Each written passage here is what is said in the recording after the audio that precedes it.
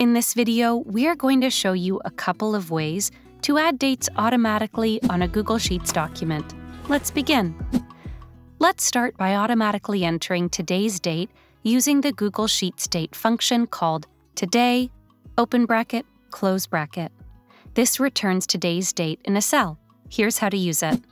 Open Google Sheets, place your cursor in a cell, and type the equals today, open bracket, close bracket function. Hit enter. There you go. You can now see today's date in a cell on Google Sheets. You can also use the key combination Control+ on a cell in Google Sheets, and it will return the current date.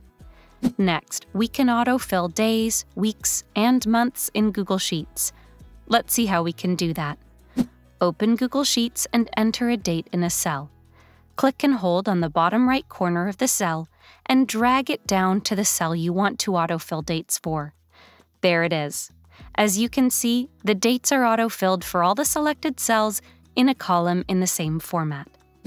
Lastly, here's how you can autofill dates in a column in Google Sheets that are a week apart. Open a Google Sheet and enter 2 dates that are a week apart in the consecutive cells. Select and highlight the cells. Click on the bottom right corner of the highlighted cells and drag it until the cell you want to autofill. As you can see, the column is filled with dates that are a week apart. These were some nifty date tricks you can use in your next Google Sheet. For more tech tips and tricks like these, subscribe to Guiding Tech and discover one of these videos handpicked just for you.